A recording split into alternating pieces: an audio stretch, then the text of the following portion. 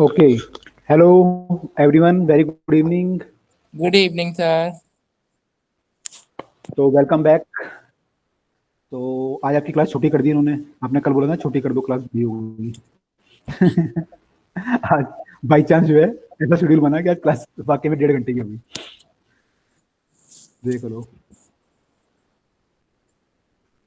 अच्छा, कहाँ पे थे यार हम लोग? ओहो, क्या क्या खुल गया। कल हम ये पढ़ रहे हैं सिंपल माइक्रोस्कोप से हमने शुरू किया था, है ना। तो सिंपल माइक्रोस्कोप हमने देखा था कल। सिंपल माइक्रोस्कोप जो आपका होता है वो होता है एक सिंपल लेंस, उसको हम सिंपल माइक्रोस्कोप ही बोलते हैं। लेंस में जब आप कोई ऑब्जेक्ट रखोगे उसकी मैग्नीफाइड इमेज बनेगी, प्रोवाइडेड प्रोवाइडेड आपने जो ऑब्जेक्ट है वो उसके फोकस के अंदर रखा हो, फोकल लेंथ से पहले रखा हो, फोकस के अंदर, तो मैग्नीफाइड एंड इरेक्ट इमेज बनेगी। और वो लेकिन होगी वर्चुअल। वर्चुअल इमेज आपको मिलेगी वहाँ पे इस केस में। तो आप मैग्नीफाई कर सकते हो। कल हमने इसका मैग्नीफिकेशन का फॉर्मूला निकाला था। अगर आप फाइनल इमेज कहाँ बनाते हो? डी पे। आपने फाइनल इमेज कहाँ बनाई इस केस में? Capital D, distance of least vision बोलते हैं उसे, है ना। आपने 25 सेंटीमीटर जो मुझे बताया था कल, डिस्टेंस ऑफ लीस्ट विजन। कल हमने क्वेश्चन भी किए थे आई के केस में।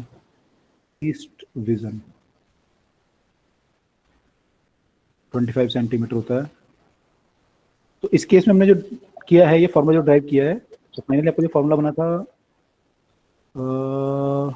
ये बना था 1/1 + d/f।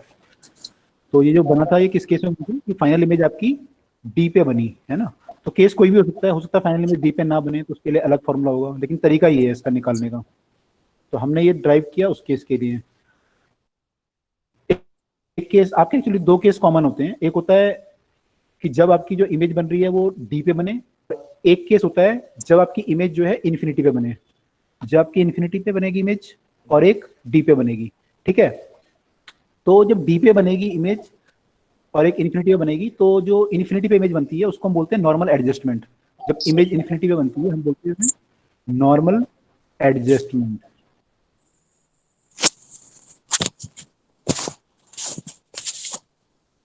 तो दो केस हमें पढ़ने हैं, ठीक है, मेनली। ओहो, इरेजर काम नहीं कर रहा, क्या बात है। पेन काम कर रहा है? पेन तो कर रहा है। ओहो, अब काम करा, यहाँ पे नहीं कर रहा। चलो मैं अलग लिख देता हूँ यहाँ पे। हाँ, मैं बोल रहा हूँ कि अगर इमेज हमारी बनती है डी पे तो हम बोलते हैं, तो एक हमारा इन्फिनिटी पे बन सकती है, डी पे बन सकती है, इसको बोलते हैं नियर पॉइंट अरेंजमेंट।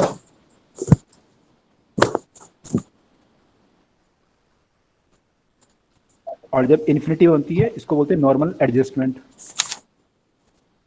तो यहाँ पे हम नियर पॉइंट पे बना रहे हैं और ये नॉर्मल एडजस्टमेंट।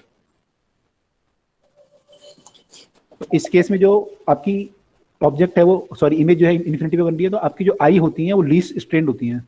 जो आई उसको देख रही होती हैं वो लीस्ट स्ट्रेंड होती हैं, उसमें स्ट्रेन कम होता है।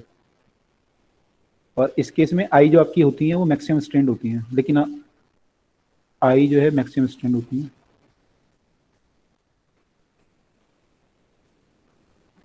लेकिन आपका जो मैग्निफिकेशन है वो ज़्यादा आता है इस केस में, तो हम ट्राई करते हैं डी पे बनाने का। कभी कभी हम इन्फिनिटी पे भी बनाते हैं। तो दोनों केस के लिए हमें ड्राइव करना होता है एक्चुअली। ये जो फॉर्मूले होते हैं दोनों केस के लिए ड्राइव करने होते हैं। तो इस फॉर्मूले को आपने जो ड्राइव किया है वो डी के केस के लिए ड्राइव किया है। अगर आप इन्फिनिटी के लिए ड्राइव करते हैं इस फॉर्मूले को, जबकि फाइनल इमेज इन्फिनिटी में बन रही होती, तो आप उसको ड्राइव करके देखना, आप निकाल सकते हो। सिंपल माइक्रोस्कोप है, तो इस केस में जो आपका मैग्निफिकेशन आएगा वो आपका, अगर आपको ऑब्जेक्ट इस बार क्या करना पड़ेगा, आपको रखना पड़ेगा फोकस पे। इस केस में आपको ऑब्जेक्ट जो है फोकस पे रखना पड़ेगा। तो आपका जो मैग्निफिकेशन आएगा वो जो है d/f आएगा। ये आप प्रूव कर सकते हो, एक बार ट्राई कर लेना। किस केस के लिए? नॉर्मल एडजस्टमेंट के लिए।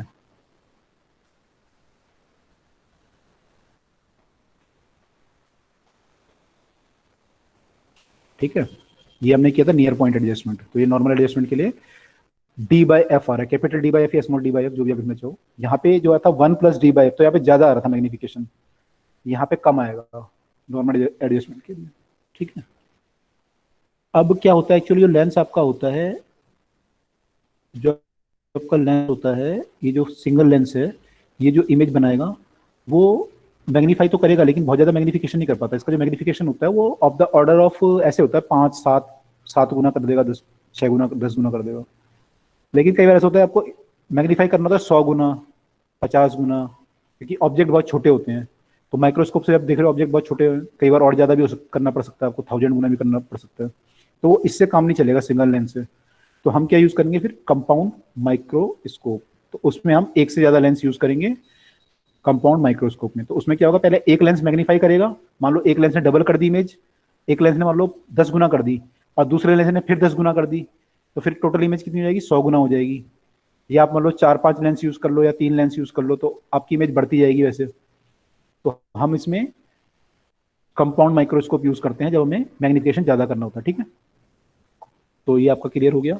एंड इसमें जो इमेज बन रही थी वो भी ध्यान से देख लीजिए कैसे बन रही है। वर्चुअल, ये जो इमेज बन रही थी ये वर्चुअल बन रही थी आपकी, इरेक्ट और एनलार्ज। क्योंकि आगे जो केस आएगा अभी माइक्रोस्कोप वगैरह में, वहाँ पे 2 3 बार इमेज बनेगी, सबका आपको नेचर लिखना होगा।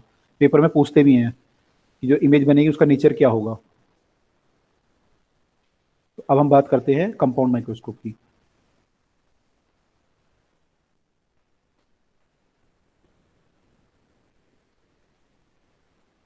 तो कंपाउंड माइक्रोस्कोप में हम 2 लेंस यूज करते हैं, 2 लेंस यूज करते हैं और उससे हम इसे मैग्नीफाई करने की कोशिश करते हैं, ठीक है। तो 2 लेंस होते हैं यहाँ पे।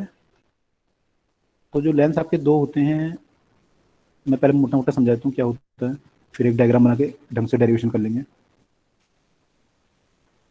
यहाँ पे मान लो ऑब्जेक्ट रखा हुआ है, ठीक है, यहाँ पे ऑब्जेक्ट रखा हुआ है और आपको इमेज बनानी है, ठीक है। तो पहले क्या होगा कि पहले हम इस लेंस से रे पास होंगी तो ये इमेज बनाएगा। तो हम इससे पहले मैग्नीफाइड इमेज बना लेते हैं। तो मैग्नीफाइड इमेज हम जब बनाएंगे इससे, तो हम रियल इमेज बनाएंगे। वो जो आपकी रियल इमेज बनेगी वो कुछ इन्वर्टेड ऐसे बनेगी, छोटा ऑब्जेक्ट बड़ी इमेज। तो ये ऑब्जेक्ट आपका जो रखा होगा वो फोकल लेंथ से पीछे रखा होगा ऑब्वियसली, तभी ऐसा केस पॉसिबल है, ठीक है। भी तो वर्चुअल इमेज बन जाती है आपकी। आप क्या करते हैं, अब ये लेंस जो है, ये जो लेंस है आपकी, देखो आई जो है इधर है और ये ऑब्जेक्ट इधर है ना। तो ये जो लेंस है दूसरे वाला, अब क्या करेगा, ये इसको एनलार्ज करेगा। तो अब हम ऐसा ट्राई करते हैं कि जो ये इमेज बनी है एक्चुअली ये इसके फोकस के अंदर बने, ये इसके फोकस के अंदर बने। तो ये अगर इमेज यहाँ बनेगी तो इसका जो ये मैग्नीफाई करेगा तो ये बड़ी इमेज बनाएगा इसकी, तो वो आपकी बड़ी इमेज जो है ऐसे बन जाएगी कुछ। तो फाइनली एक ऑब्जेक्ट ने पहले ये इमेज बनाई I1 मान लो, और फिर I1 ने I2 बनाई।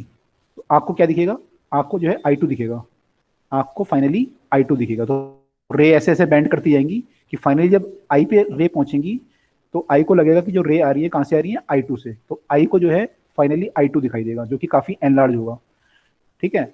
इस केस में ये ऑब्जेक्ट था, तो ऑब्जेक्ट के पास जो लेंस होता है इसको हम बोलते हैं ऑब्जेक्टिव लेंस, इसको बोलते हैं ऑब्जेक्टिव लेंस।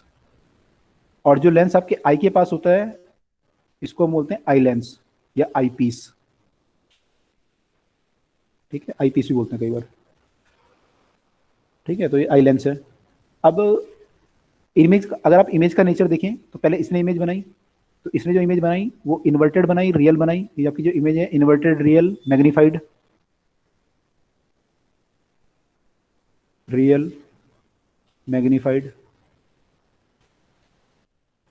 और फिर जो इसने दोबारा इस वाले लेंस ने इमेज बनाई, image form by eye lens, image form the eye lens. ये तो ऑब्जेक्टिव ने बनाई, ये किसने बनाई, ऑब्जेक्टिव ने। अब ये किसने बनाई, आई लेंस ने। तो ये इमेज कैसे बनी आपकी, इन्वर्टेड, इन्वर्टेड होगी या इरेक्ट लिखूं, सर तो वर्चुअल होगी।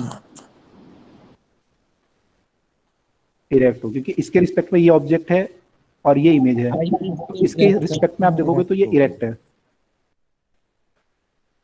हाँ, आई की अगर अगर आप ऑब्जेक्ट के रिस्पेक्ट में देखोगे तो इरेक्ट ही है, क्योंकि जिस साइड को ऑब्जेक्ट था उस साइड को इमेज बनी है।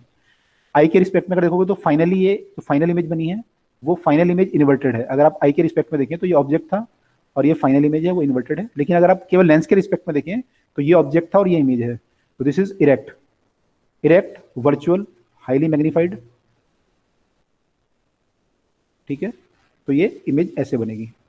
अगर आप पूरे माइक्रोस्कोप के रिस्पेक्ट में बोलो तो माइक्रोस्कोप के रिस्पेक्ट में ये ऑब्जेक्ट है और ये इमेज है, ठीक है। तो ये वर्चुअल इमेज इन्वर्टेड है और मैग्नीफाइड है।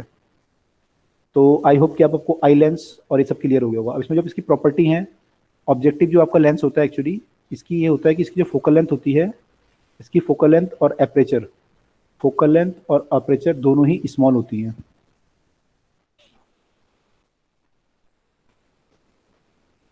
ऑब्जेक्टिव की जो फोकल लेंथ होती है वो स्मॉल होती है, स्मॉल एफ, स्मॉल एपरेचर। मैं यहाँ लिख देता हूँ क्योंकि पूछते भी आपसे क्यों होती है, अभी थोड़ी देर में देखेंगे। Small F, small aperture. और जो आई लेंस होता है इसकी फोकल लेंथ थोड़ा मॉडरेट होती है इसके मुकाबले, तो we can say moderate focal length and large aperture. Moderate focal length and large aperture, इसका यानी डायमीटर ज़्यादा होता है, डायमीटर ज़्यादा, इसलिए मैंने इसको बड़ा बनाया यहाँ पे। आप देखेंगे यहाँ बड़ा बनाया इसको मैंने लेंस को, तो ये बड़ा होता है, इसका डायमीटर ज़्यादा होता है। अगर डायमीटर ज़्यादा है तो क्या होगा, इससे ज़्यादा लाइट पास कर सकती है, तो उसकी लाइट कैप्चरिंग पावर ज़्यादा बोल सकते हो आप, लाइट गैदरिंग पावर ज़्यादा है।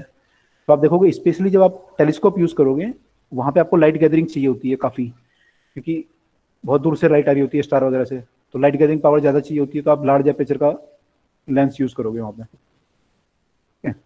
तो यहाँ पे हमारा ये बना, ओके।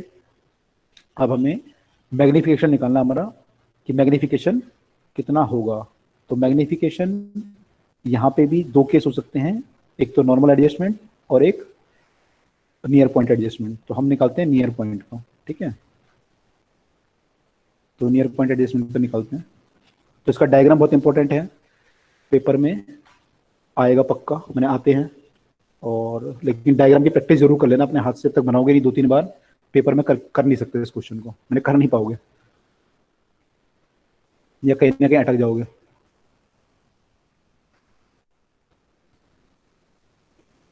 तो देखो क्या डायग्राम है, मैंने आपको मोटा मोटा समझा दिया आईपीस ऑब्जेक्टिव क्या क्या होते हैं, है ना। और डायग्राम क्या है, मैंने आपको ये बता दिया इमेज कैसे कैसे बनती है। तो पहले क्या होगा, पहले आपका ये आगे आपका ऑब्जेक्ट के आगे ऑब्जेक्टिव होगा और यहाँ पे एक ऑब्जेक्ट रखा होगा जो कि फोकल से बाहर होगा। ये आपका ऑब्जेक्ट है ए बी, ठीक है। इससे रे निकली और थोड़ी दूर पे इसके जो है, अभी हम आई लेंस भी बनाएंगे। अब क्या हुआ, इससे रे निकली और रे निकल के इसने एक इमेज बनाई जो कि इन्वर्टेड इमेज है, और वो इसके फोकस नहीं बनाता मैं इसका, मान लो ये रे निकली, फोकस से पास होगी ऑब्वियसली, फोकस से पास होकर ऐसे चली जाएगी और एक ऑप्टिक सेंटर से पास होगी, वो स्ट्रेट चली जाएगी, उसकी प्रॉपर्टी है। तो ये जाके यहाँ मिले कहीं जाके, तो आपकी ये इमेज बनी इन्वर्टेड इमेज। तो ये इमेज बनी, this is inverted image, this is A dash B dash. अगर ये ए बी है, this is A dash B dash, ठीक। अब इस पे यहाँ पे एक और लेंस था आपका, which is your eye lens और आई पीस। आपका एक और लेंस था विच वाज आई लेंस और आई पीस, ठीक है। तो ऐसे रखा होता है यहाँ पे। अब इसका जो फोकस होगा वो यहाँ कहीं होगा, इसका जो फोकस होगा वो यहाँ कहीं होगा, focus of the eyepiece will be somewhere here. तो ये उसकी जो इमेज बनी है ये इसके फोकस के अंदर बनी है। एक्चुअली हम इन दोनों लेंस के बीच का डिस्टेंस चेंज कर सकते हैं, इन दोनों लेंस के बीच का distance we can always change the distance in the lenses. इसमें एक स्क्रू और वो सब लगे होते हैं आपके आगे मूव करने के लिए, उसको हम बोलते हैं rack and pinion arrangement. Actually ये मैकेनिकल इंजीनियरिंग का टर्म है एक तरह का, रैक एंड पिनियन अरेंजमेंट। इसका यूज करके we can change the distance between, can change distance between objective and eyepiece. ठीक, तो हम लोग डिस्टेंस चेंज करके ट्राई करेंगे कि जो फाइनल इमेज बनी है वो हमारी एफ के अंदर बने, इस वाले एफ ए के अंदर बने। तो हम आगे पीछे करके देख लेते हैं कि हमारी कैसे हो रहा है। ठीक है, अब इसने जो बनाया, इसने ये ऐसे है तो ये वर्चुअल इमेज बनाएगा, तो इससे जो रे पास करेंगी अब वो वर्चुअल इमेज बनाएंगी। तो रे तो एक्चुअली इससे पास जो करेंगी वो ऐसे जा रही थी एक्चुअली, है ना। तो यहाँ पे जब टकराएंगी तो ये बेंट होंगी, मान लो, तो ये बेंट होके लेंस से थोड़ा बड़ा बनाना पड़ेगा आपको, तो ये यहाँ पे बनेगी। ठीक है, और एक रे अगर मैं ऑप्टिक सेंटर से पास कर दूं तो ऑप्टिक सेंटर से जो रे पास होगी वो ऐसे कुछ बना सकता हूँ। तो ये रे जाके जो है सारी कहीं मिलेंगी, जाके पीछे सारी रे पीछे जाके कहीं मिलेंगी, तो इनको मिला देते हैं और वहाँ पे जो हमारी इमेज बनेगी, this will the final image by this microscope, that will the final image by this microscope. इनको पीछे पहले मिला देता हूँ मैं। अपीयर टू मीट होंगी, मिलेंगी तो नहीं क्योंकि जा तो जा रही है। अपीयर टू मीट, देखिए कहाँ पे अपीयर टू मीट हो रही है।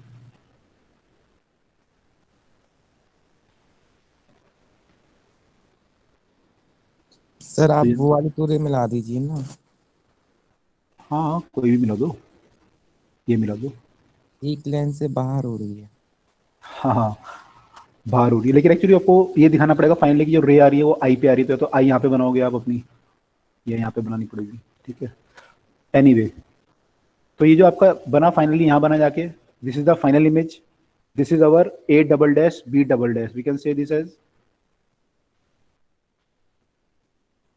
A double dash B double dash. तो ए बी, पहले ए बी का जो बना वो बना ये ए डैश बी डैश, और फिर इसकी जो इमेज बनी वो बनी A double dash B double dash. ठीक है, अब इसमें A double dash B double dash बनी। एक्चुअली होता क्या है, हम लोग यूजर जो इमेज बनाते हैं वो ट्राई करते हैं हम इस लेंस के पास बनाने की, इसके पास। तो हमारी फाइनल इमेज एक्चुअली जो बनती है यहाँ कहीं बनती है। ठीक है, तो अभी आप देखोगे आगे जब डेरिवेशन करोगे तो हम इसको डी को, जो ये जो आएगा आपका, जो वी आएगा, जो भी आएगा, उसको हम डी के बराबर एज्यूम कर लेंगे। हम ट्राई ये करते हैं कि यहाँ पे बने ताकि मैग्निफिकेशन ज़्यादा मिले आपको। एनीवे, अब हम इसकी मैग्नीफाइंग पावर निकालने की कोशिश करते हैं कि हमारी मैग्नीफाइंग पावर कितनी आ रही है। मैग्नीफाइंग पावर कितनी आ रही है, डायग्राम हमारा बन गया पूरा। अब जो आपकी इमेज है वो कितना एंगल सबटेंड कर रही थी वो हमें देखना है, और ये एक्चुअली आपका जो है एडजस्टमेंट वो क्या है, हम लोग बात कर रहे हैं इस समय नियर पॉइंट एडजस्टमेंट की, नियर पॉइंट एडजस्टमेंट। तो यानी जो फाइनल इमेज बनी होगी ये आई से, यानी इस लेंस, आई तो यहीं पे होती है लेंस के पास ही, यहाँ से डी डिस्टेंस पे बनी होगी, कैपिटल डी पे। ठीक है, इसको मैं 1 मिनट के लिए एल लिख देता हूँ। L is the length of the this microscope. तो एल और डी वैसे बराबर होंगे, आप एडजस्टमेंट ऐसे करते हो कि एल और डी बराबर आ जाते हैं, लेकिन अभी मान लो ये एल है, ये डी है, तो जो फाइनल इमेज बनी हो कहाँ पे बनी, डी पे, क्योंकि we are talking about near point adjustment. तो इमेज यहाँ पे बनी आपकी। अब आपने जो डिफाइन किया था मैग्नीफाइंग पावर, आपने कहा था कि जो इमेज मेरी एंगल बनाएगी और जो ऑब्जेक्ट एंगल बनाएगा, दोनों को अगर मैं नियर पॉइंट पे रख दूं तो उनका जो रेशो आएगा, कल आपने डिफाइन किया था बीटा बाय अल्फा, दोनों को नियर पॉइंट पे रख दूं मैं अगर, तो इमेज तो मेरी बनी गई नियर पॉइंट पे, तो ये जो एंगल बना रही है यहाँ पे वो बीटा होगा। तो आई पे जो एंगल बनाएगी वो बीटा होगा। लेंस पे मान लेता हूँ मैं एंगल, या आई पे मान लो, एक ही बात है, बीटा होगा। अब ऑब्जेक्ट आपका यहाँ पे था, लेकिन तो मैं ऑब्जेक्ट को उठा के यहाँ पे ले आता हूँ। तो मैं ऑब्जेक्ट उठा के अगर यहाँ पे लेके आ गया सेम हाइट का, तो ये जो एंगल आपका सबटेंड करेगा यहाँ आई पे, उसको हम बोलेंगे अल्फा, और बीटा और अल्फा का रेशो ही हमारा ये एंगल सबटेंड करेगा अल्फा। ठीक है, तो बीटा और अल्फा का रेशो ही हमारा मैग्नीफाइंग पावर होगा। ठीक है, अब हम इनको पॉइंट को और प्लॉट कर लें। ये ए बी है, बी हमारा क्लियर है, ए डैश, इसको मैंने जो शिफ्ट किया है इसको मैं कुछ मान लेता हूँ A1 B1 मान लेता हूँ। ये तो B डबल डैश है ही यहाँ पे पॉइंट, तो इसको A1 मान लेता हूँ पॉइंट को। ठीक है, तो ये बन गया फाइनली हमारा, और ये हमारी आई है यहाँ पे।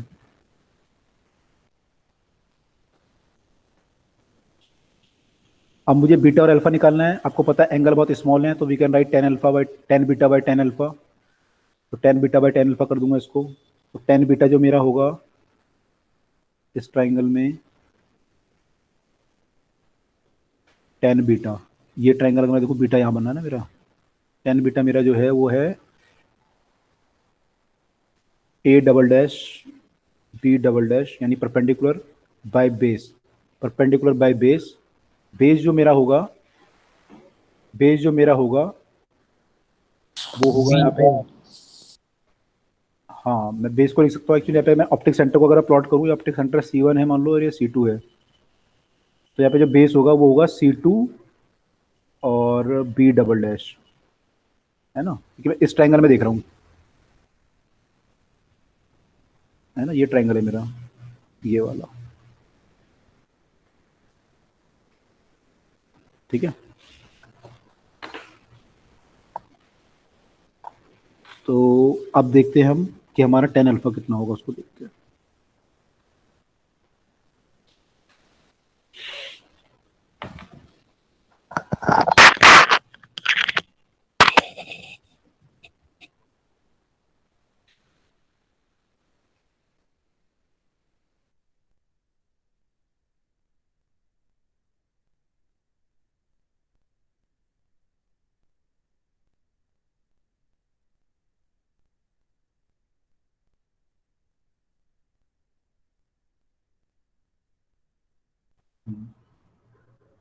अच्छा, आवाज बंद हो गई है, चलो।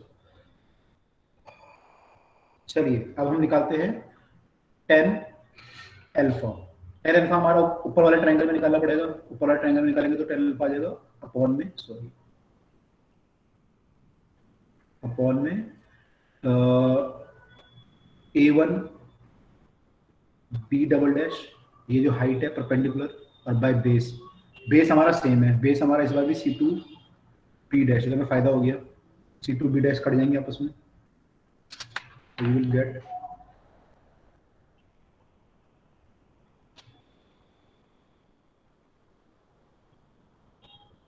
अच्छा इससे आपको क्या आ जाएगा, A double dash B double dash divided by A1 divided by A1 B double dash, ये बचा आपका, ये बचा आपका A1 B डबल डैश बचा ना, A1 B डबल डैश, ये आपका अल्फा है।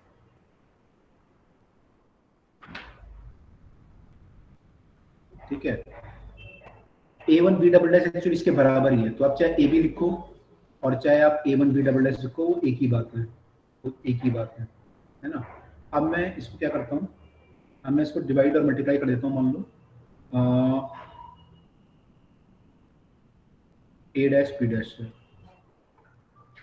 ऐसा क्यों कर रहा हूँ, क्योंकि इससे मेरा क्या आएगा, A double dash B double dash divided by, अगर मैं लिखूं AB, यानी कि इसको मैं AB भी लिख सकता हूँ, A1 सॉरी इसको मैं AB भी लिख सकता हूँ, तो ये AB है,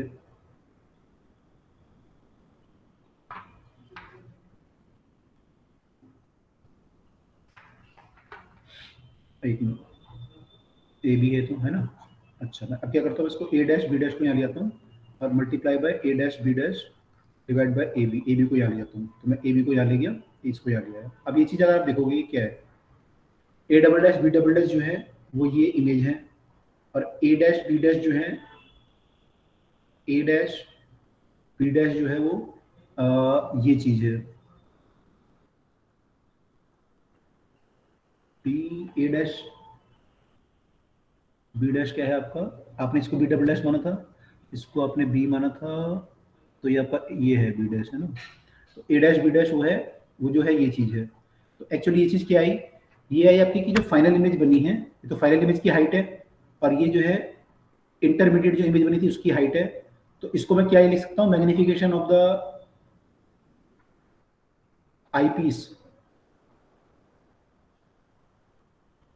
ये फाइनल इमेज की हाइट बनी और ये इंटरमीडिएट जो इमेज बनी थी उसकी हाइट है, इसको मैं लिख सकता हूँ ऐसे। इसको मैं क्या लिख सकता हूँ, ए डैश बी डैश क्या है मेरा, तो मेरी ये इंटरमीडिएट इमेज है और ए बी इनिशियल इमेज है, तो इसको एमओ लिख सकता हूँ। ये क्लियर है?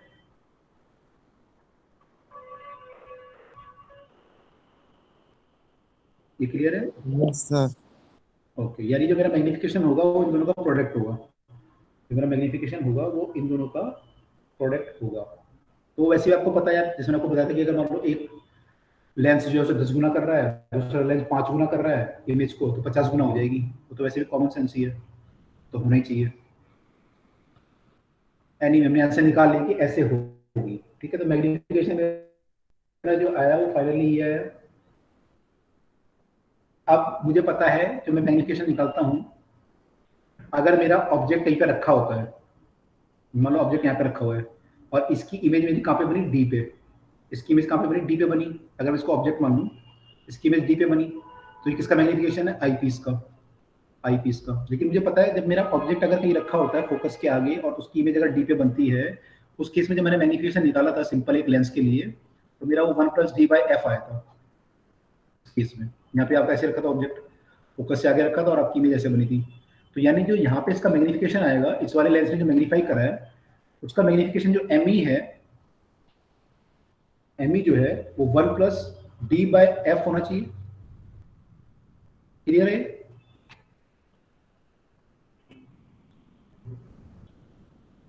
ये तो हमने पीछे से निकाला था ना, तो ये क्लियर है? किसी को डाउट इसमें? No sir. ओके। अब हमें एमओ और चाहिए। अगर मैं एमओ निकाल लूँ, ऑब्जेक्टिव का मैग्निफिकेशन और निकाल लूँ, तो मेरा फिर फाइनल फॉर्मूला बन जाएगा। ठीक है। तो एमओ जो होता है आपको पता है, एमओ जो है बाय डेफिनेशन जो है वी बाई यू होता है लेंस के लिए magnification, we by you.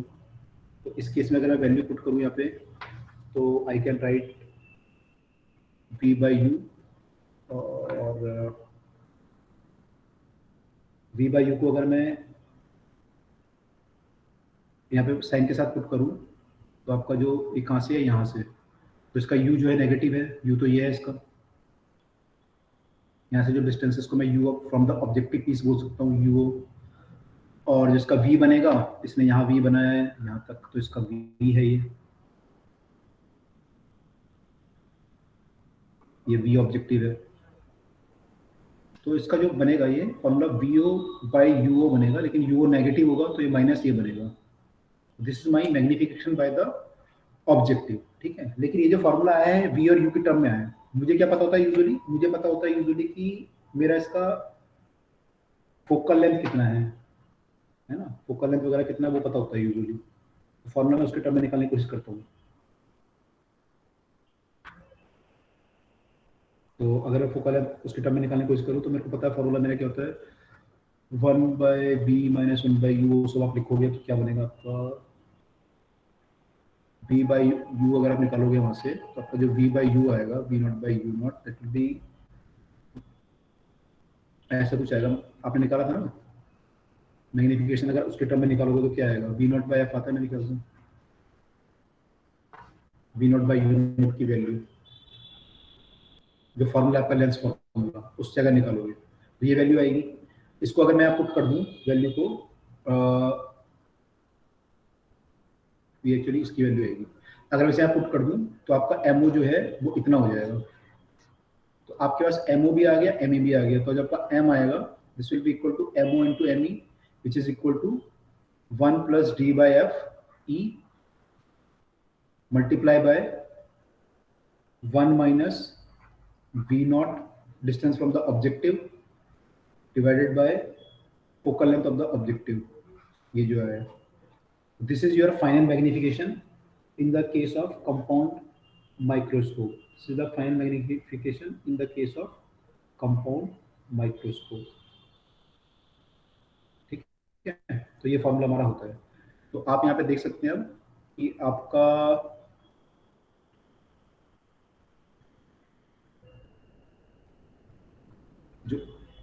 Image बन रहा है वो फाइनली इतना मैग्नीफाई होगा, 2 मैग्नीफिकेशन आपके मल्टीप्लाई हो रहे हैं। ये आपका एक सिंपल लेंस के लिए था और ये आपने एक और निकाला, तो ये आएगा। ठीक है, इसमें कई बार ये भी होता है कि हम इसको ना एल ले लेते हैं, जो आपका ये डिस्टेंस है ना, कहाँ गया,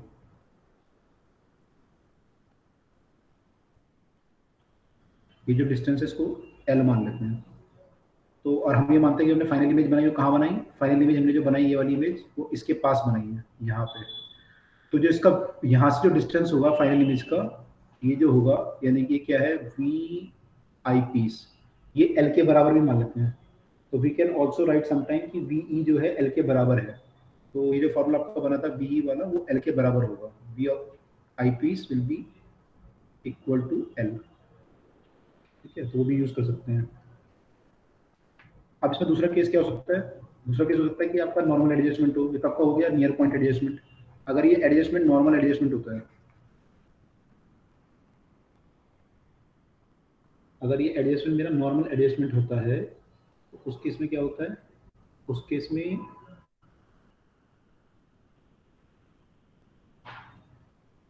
इमेज 25 सेंटीमीटर पर बनती है। नहीं, 25 पे तो अभी सॉरी सर, इनफाइनाइट पे बनती है। हाँ 25 तो ये केस है, इमेज तो इन्फाइनाइट पे बनेगी, इमेज बनती है इन्फिनिटी पे। इस केस में जब आप मैग्नीफिकेशन निकालोगे तो एम ऑफ द ऑब्जेक्टिव जो आपका आएगा,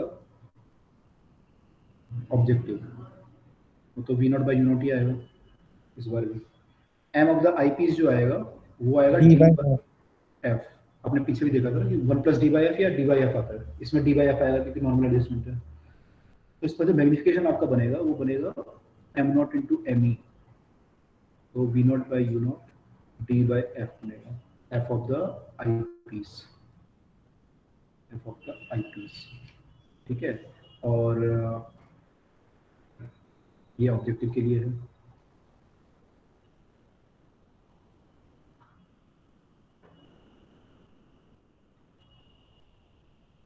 ठीक है, तो ये फॉर्मूला आपका बना फाइनली।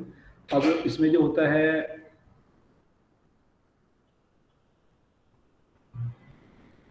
हम ये एज्यूम करते हैं कई बार कि ये जो आपकी इमेज यहाँ पे बनी थी, ये जो इमेज बनी थी बीच में इंटरमीडिएट वाली, ये जो इमेज बनी थी, ये जो है इसके पास बनती है, कहाँ पे, जो इसका फोकस होता है, इसका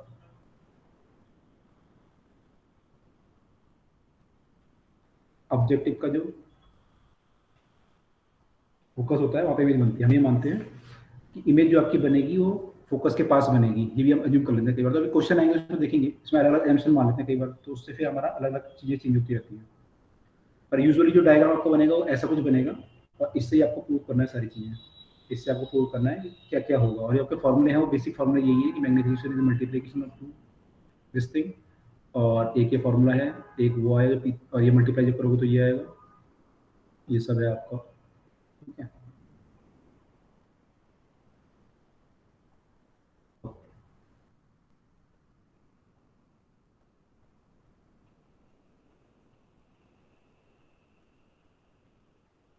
ओके। अब देखो यहाँ पे इमेज जो बनती है, कई बार ऐसा पूछ होते हैं कि इमेज कैसे बनेगी, तो आप देख लेना पेपर में जब आएगा, तो पहली इमेज कैसे बन रही है, दूसरी कैसे बन रही है, तीसरी कैसे बन रही है। मैंने पहली कैसे बन रही है, पहले तो ये बन रही है इंटरमीडिएट इमेज जो है इन्वर्टेड रियल मैग्नीफाइड, दूसरी वाली ऐसे बन रही है। ठीक है, तो पूछ लेते हैं, कई बार पूछा भी था ये कुछ टाइम पहले। अगर आपको मैग्नीफाइंग पावर ज़्यादा चाहिए तो आपको फोकल लेंथ स्मॉल चाहिए, इस केस में फोकल लेंथ स्मॉल चाहिए तो पावर आपकी ज़्यादा आएगी, मैग्नीफाइंग पावर। एपरेचर हम लोग स्मॉल रखते हैं यूजुअली, एपरेचर हम लोग स्मॉल क्यों रखते हैं, स्मॉल एपरेचर के कारण फोकल लेंथ स्मॉल क्यों रखते हैं, लार्ज मैग्नीफिकेशन के लिए।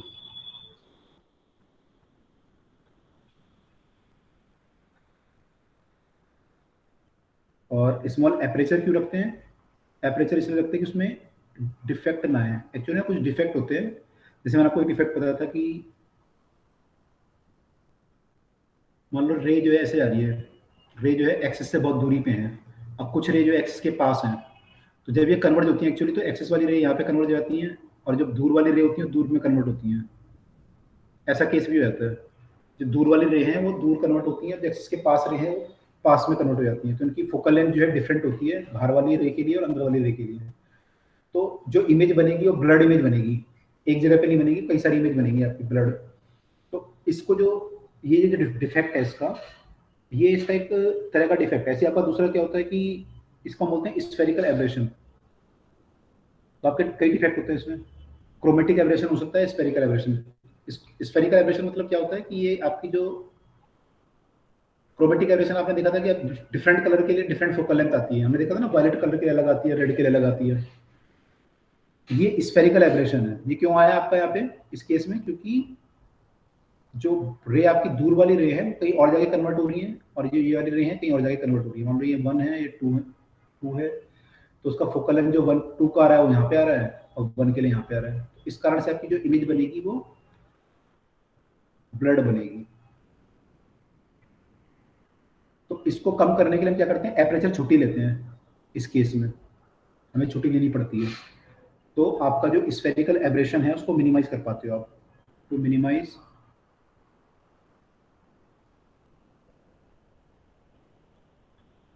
स्फेरिकल एब्रेशन,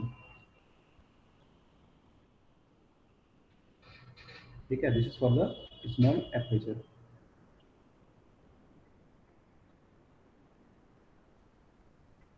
ठीक है, ये है इसमें। कई बार इसमें हम ज़्यादा वो करने के लिए और अच्छा करने के लिए हम यहाँ पे एक ही जगह पे 2-3 लेंस यूज़ कर लेते हैं ऑब्जेक्टिव में। ऐसी आई पीस में भी एक ही जगह पे 2-3 लेंस यूज़ हो जाते हैं, ताकि हम उनको काफ़ी और डिफेक्ट भी कम कर पाएँ। तो कई बार ऐसा होता है कि हम बाकी डिफेक्ट को कम करने के लिए डिफरेंट लेंसेज यूज़ करते हैं। कैसे करते हैं, क्यों डिफेक्ट कम होते हैं उससे, वो अलग एक थ्योरी है, क्यों होता है ऐसा। कई बार मिक्सचर ऑफ लेंस भी यूज़ हो जाता है, ठीक है। This is all about the theory of compound microscope. This is all about the theory of compound microscope, ठीक है। इसके कुछ क्वेश्चन कर लेते हैं पहले, फिर हम टेलीस्कोप पे मूव करते हैं। एकदम से दोनों पढ़ोगे तो कंफ्यूज हो जाओगे। पहले माइक्रोस्कोप क्वेश्चन कर देते हैं, फिर टेलीस्कोप पे मूव करते हैं, है ना।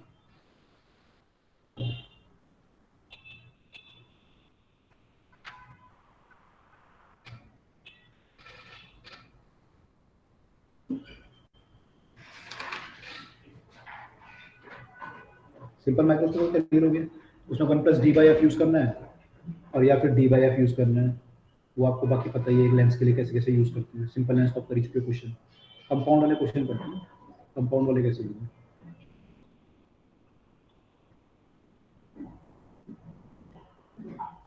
तो ये क्वेश्चन कर लेते हैं, सीरियस ये क्वेश्चन है। ये कह रहा है focal length of the objective and eyepiece are 1.25 and 5 centimetre, दोनों सेंटीमीटर में है।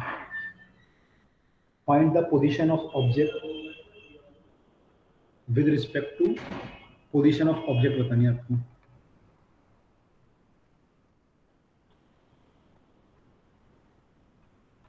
कहाँ से? ऑब्जेक्टिव से दूरी, position of object from objective, ये आपको बताना है। So that magnification is, angular magnification is 30 in normal adjustment, normal adjustment, ठीक है।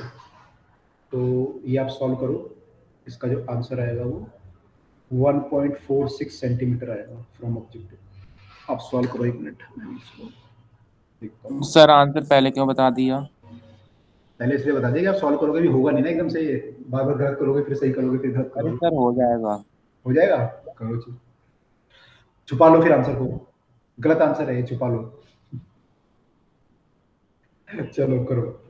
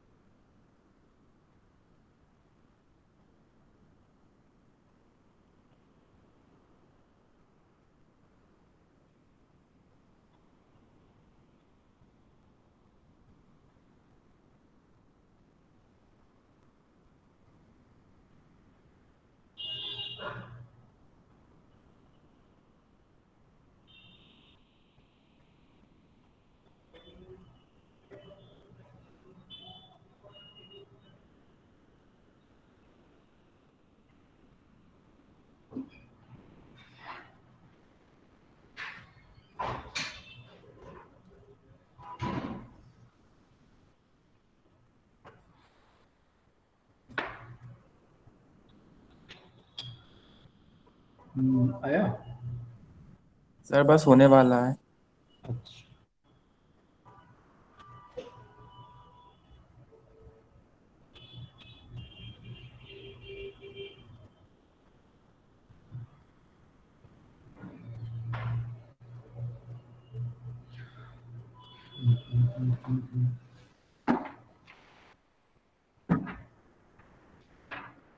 बाकी लोग भी फॉर्मूला देख लो पीछे जो हमने ड्राइव किए हैं सारे, उससे निकालने की कोशिश करो।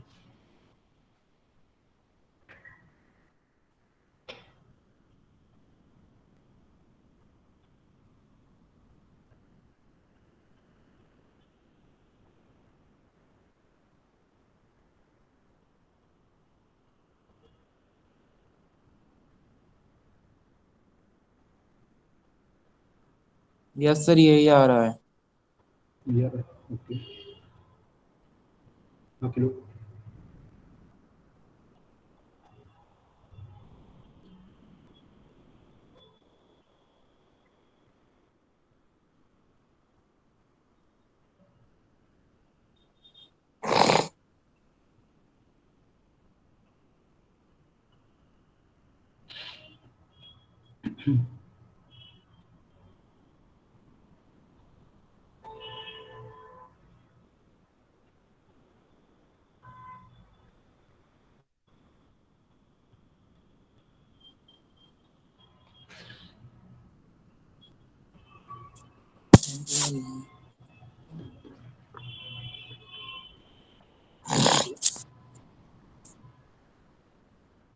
और लोगों का आया।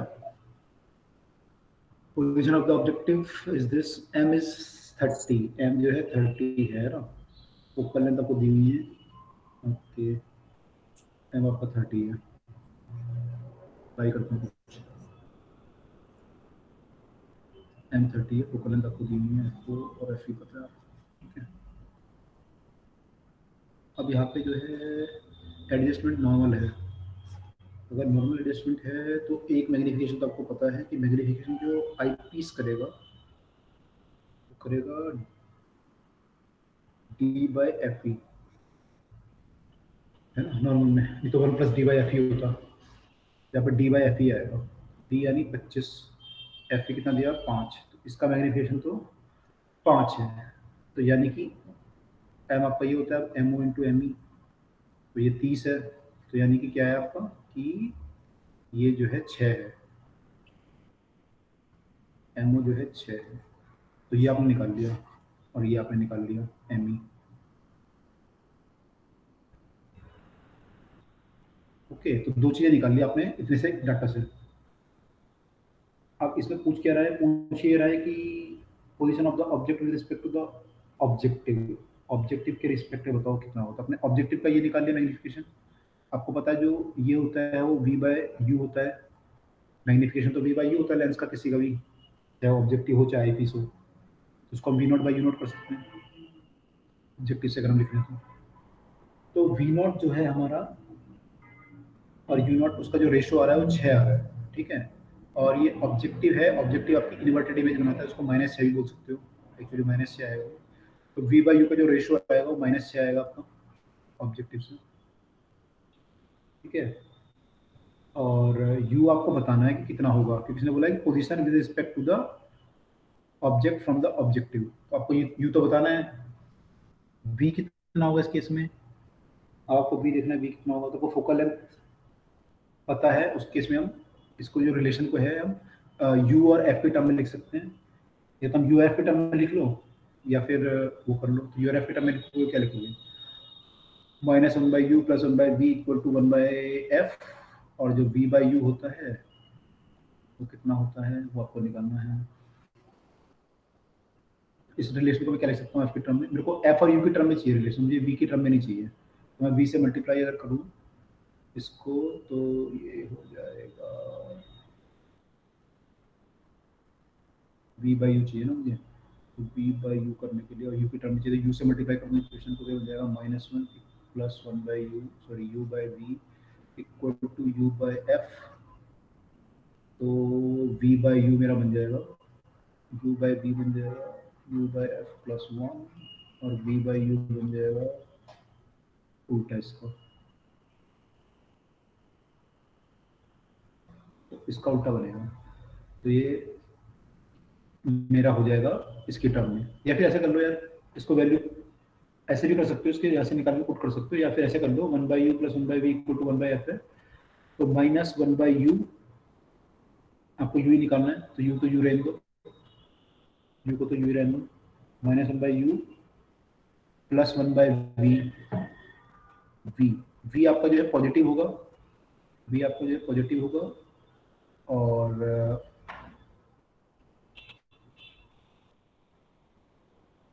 देखो यहाँ से क्या आएगा, v आपका पॉजिटिव होगा, लेकिन v नॉट कितना आ रहा है, 6u नॉट आ रहा है, तो मैंने 6u नॉट लिख सकता हूँ इसको, v नॉट को इक्वल टू 1/f, f कितना है हमारा, ये हमारा बात चल रही है अभी ऑब्जेक्टिव की, ऑब्जेक्टिव का है 1.25 सेंटीमीटर, मैं u नॉट की जगह पे u नॉट रख रहा हूँ, माइनस 1/u नॉट की जगह पे, और जो v आ रहा है v की जगह पे यहाँ से निकाल ले रहा हूँ वैल्यू, क्योंकि मैं मैग्निफिकेशन 6 निकाल चुका हूँ ऑलरेडी, तो मैं यहाँ से v नॉट की वैल्यू पुट कर रहा हूँ -6u नॉट, ठीक है। तो यहाँ से मैं सॉल्व करूंगा, तो आपको जो u नॉट की वैल्यू आएगी एलसीएम वगैरह लेके 6u नॉट करके, यहाँ पे आ जाएगा -7 आ जाएगा ऊपर, इक्वल टू 1/1.25, तो u नॉट की जो वैल्यू आएगी वो आएगी 7 इंटू 1.25, नेगेटिव में है ये, डिवाइड बाय 6, तो जो u नॉट की वैल्यू आएगी वो आएगी, इसको सॉल्व करके -1.46 सेंटीमीटर ऐसे कुछ आएगा, अगर आप इसको काटोगे 1.2 आएगा, 1.2 1.44 होगा इंटू 0.5, तो 1.46 बनेगा ये। तो यहाँ से जो मेरी वैल्यू आ रही है इसकी, वो -1.446 आ रही है यू नॉट की वैल्यू, तो जो ऑब्जेक्टिव के बाद जो ऑब्जेक्ट आपका रखा है ऑब्जेक्टिव से, वो इतनी दूरी पे रखा होगा 1.46, ये आपका आई पीस है और ये ऑब्जेक्टिव है, तो ये आपका फाइनली निकला, ठीक है। तो आपने कहाँ से निकाला, मैग्निफिकेशन का यूज करके ये सब निकाला, फिर आपने लेंस फॉर्मूला यूज करके ये निकाला। क्लियर है सबको?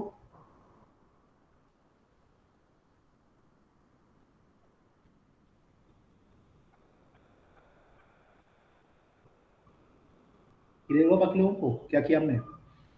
बेसिक फार्मूला है बस, एक तो ये फार्मूला है बेसिक आपका, और एक आपका ये है कि m आपका जो नॉर्मल रेडिएशन के लिए क्या होता है, इसके लिए क्या होता है, और एक ये है मैग्निफिकेशन इज v/u। तीन फार्मूला यूज किए हैं, बाकी लेंस फार्मूला तो आपको पता ही है। क्लियर हुआ बाकी लोगों को कैसे कैसे किया है? Yes sir. ओके, एक और क्वेश्चन कर लेते हैं।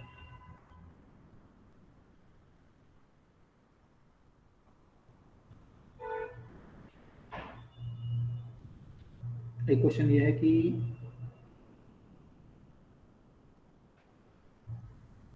इस बार आपका जो है फोकल लेंथ आपको दे रखी है ऑब्जेक्टिव की,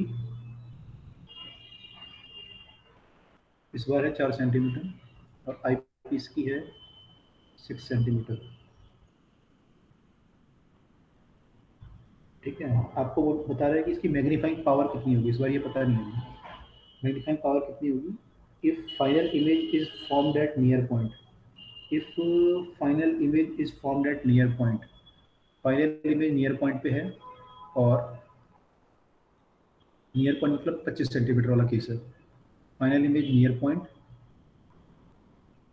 एंड आपका जो ऑब्जेक्ट डिस्टेंस है ऑब्जेक्टिव से वो 4 सेंटीमीटर है, objective 4 centimetre from objective, magnification कितना होगा ये बताओ, बताओ।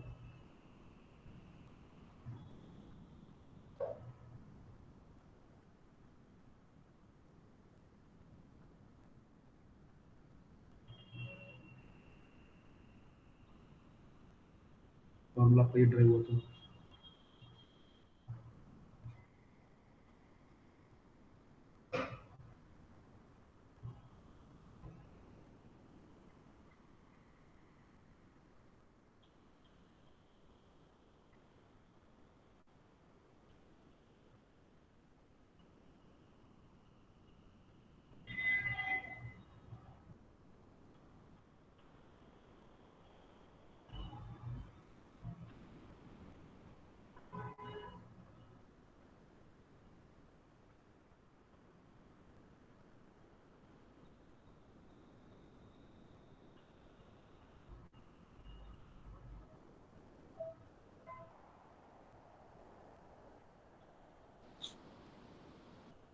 सर एक बार देख लीजिए, आपने डाटा सही दिया है। Focal length 4 centimetre, 6 centimetre, final image at near point. तो उसमें क्या गड़बड़ी लग रही है? एवरेट सर आपने मतलब ऑब्जेक्ट वरना तो वी एकदम इनफाइनाइट पे आ रहा है उस हिसाब से। वी इनफाइनाइट आ रहा है किसका, पहले वाले लेंस का दूसरे वाले का? पहले वाले का। ऑब्जेक्ट को आपने फोकल लेंथ फोकस पे रख दिया। अच्छा। ऑब्जेक्ट को आपने फोकस पर रख दिया, आप बोलो इन्फिनिटी पे इमेज बन गई उसकी। एक मिनट देख लेता हूँ। अच्छा, हाँ करेक्ट है, ये 6 सेंटीमीटर है। गड़बड़ हो जाती सर। हाँ बिल्कुल, पकड़ ली ना आपने। 4 पे तो इन्फिनिटी बन ही जाएगा।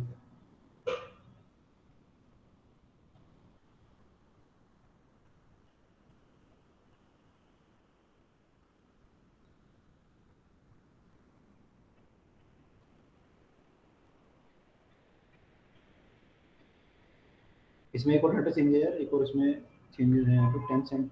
ये एक मिनट, कौन सा क्वेश्चन है ये? ओह हाँ हाँ, मैग्नीफिकेशन निकाले ना हम लोग।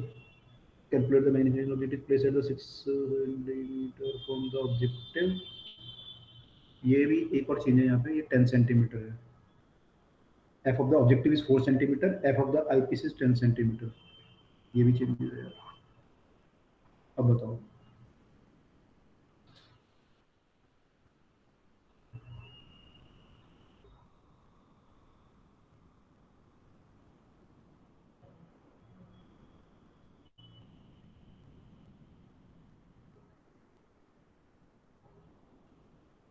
सेवन। करेक्ट।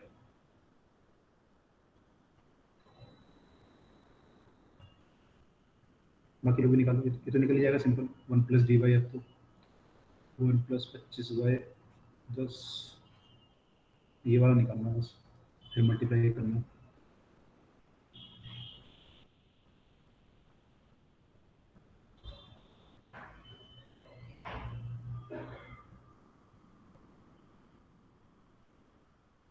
सर 7 ही आ रहा है। क्या बना रहा है? यहाँ पे कोई यू तो पता ही है ना, ऑब्जेक्टिव से यू पता है, तो वी निकालोगे। यू तो पता है आपको 6 सेंटीमीटर है। वी आप निकालोगे लेंस फॉर्मूले से, तो कितना आ रहा है वो वी? 12। Yes sir. ओके, तो ये रेशो आपका 2 आ जाएगा। फिर 2 मल्टीप्लाई बाय, ये हो जाएगा 1 प्लस 2.5 यानी 3.5, तो ये आ जाएगा 7। Magnification is 7। इतना क्लियर है सबको?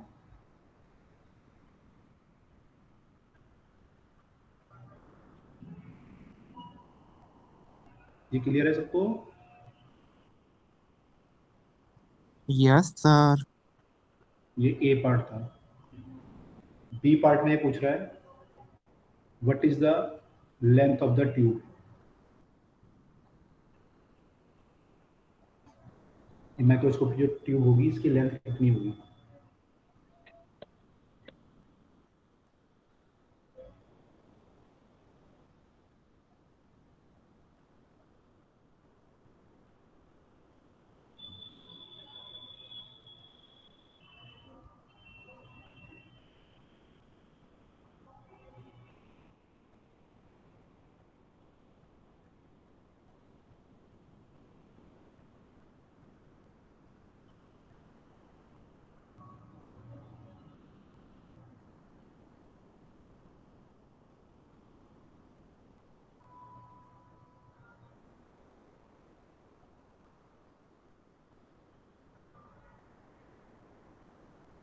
Sir 25 centimetre. No.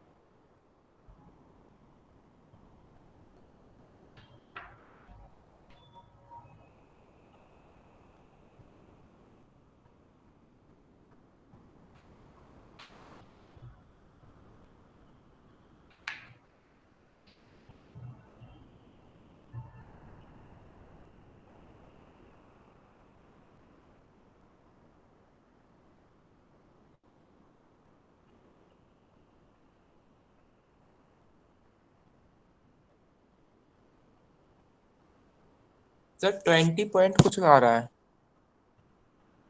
19 पॉइंट कुछ है वो।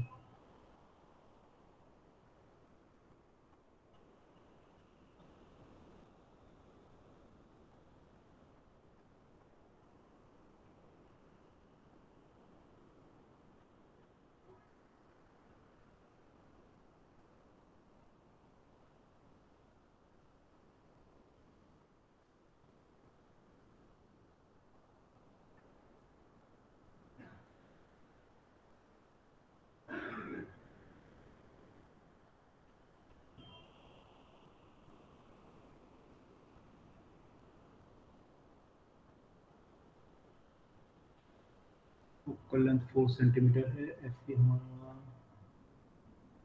10 सेंटीमीटर, डिस्टेंस है 25, मैग्निफिकेशन अपने साथ निकाल लिया।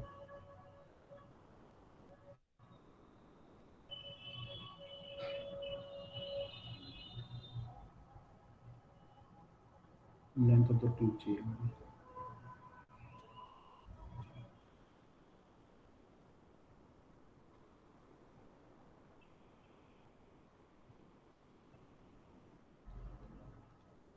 सर आप करके दिखा दीजिए फिर, हमारा तो इतनी आ रहा है 20.3।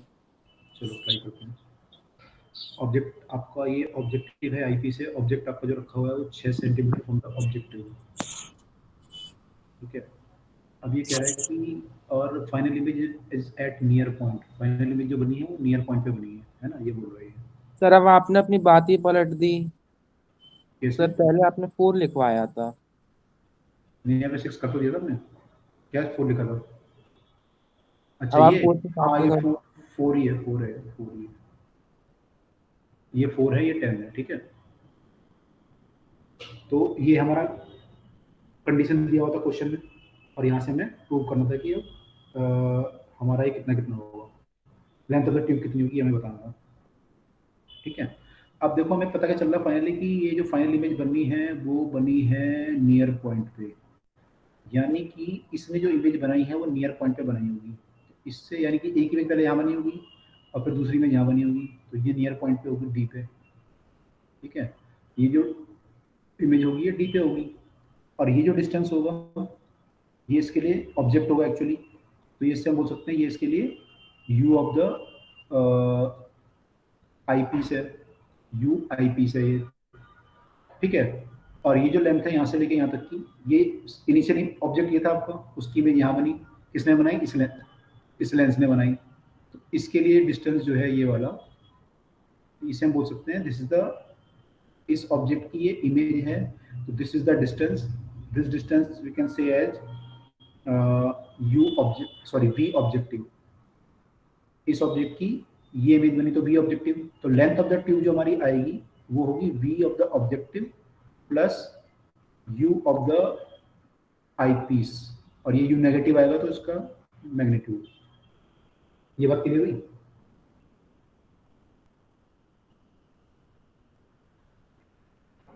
जो लेंथ ऑफ द ट्यूब आएगी वो इन दोनों का सम होगी, वी ऑब्जेक्टिव प्लस इसका, क्योंकि इन दोनों का सम तो लेंथ आएगी पूरी।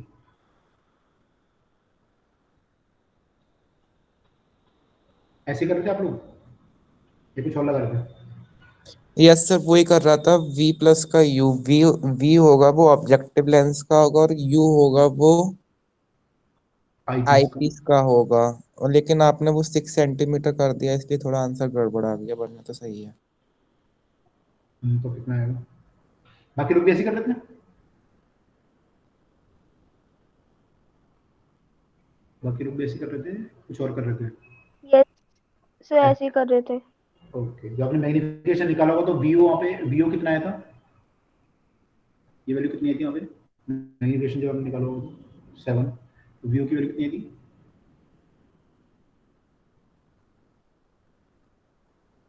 Sir 12 centimetre. अब हमें ये चाहिए बस यू ई, तो यू ई निकालने के लिए फॉर्मूला लगा दो, -1/VE plus 1/UE equal to 1/F, lens formula. अब -1/VE यानी कि -1/VE, वी क्या है हमारा फाइनल जो बना है हमारा, वो ऑब्जेक्ट का डिस्टेंस फ्रॉम द लेंस, कितना लिखूं यहाँ पे?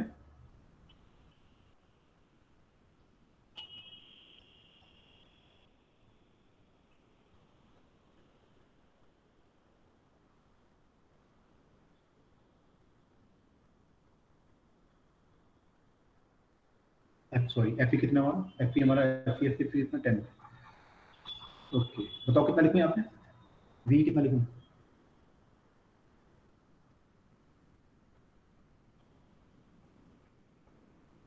कितना लिखा आप लोगों ने? सर 25 25 प्लस या माइनस? Minus -25 correct.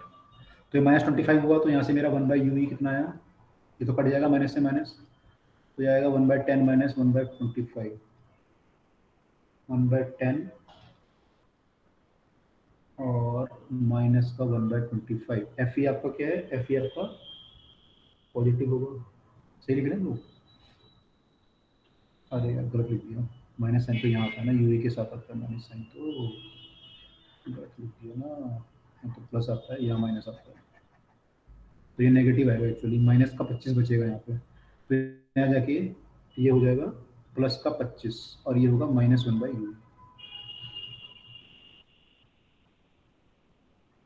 ठीक है, अब इसको सॉल्व करेंगे तो एलसीएम ले लो 25, या 25 तो नहीं आएगा, 50 आएगा एलसीएम, और ये कितना हो जाएगा, 5 और 2 7, तो ये आएगा 7/50 -1/ue, तो ue कितना आया मेरा -50/7। इसको सॉल्व कर लो जो भी आ रहा है, कितना आ रहा है 7 7 जा, फिर आ जाएगा 7 1 जा,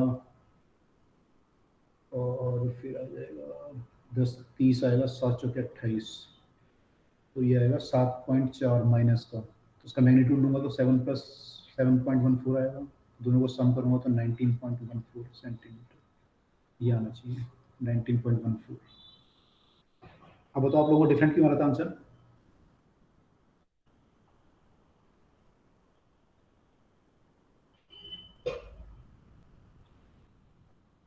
डिफरेंट क्यों आ रहा था, क्या गलती कर रहे थे?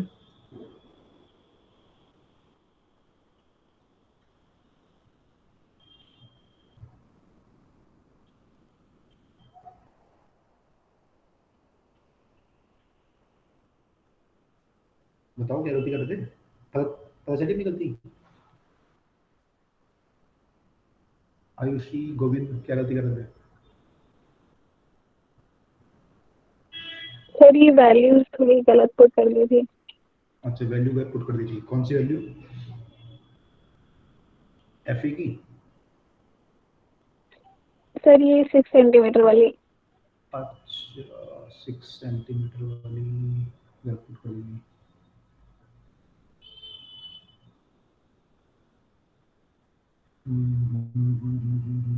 ओके, आपने 6 पुट कर दिया था इसकी जगह पे, यूई की जगह पे, ऐसा कुछ ये कुछ कर दिया होगा, चलो जो भी है। क्या अरे सर थोड़ी सी मेरे पे गलती हो गई थी। क्या गलती कर दी? सर मैंने वो क्या कहते हैं 6 की जगह, 7 की जगह 6 हो गया था।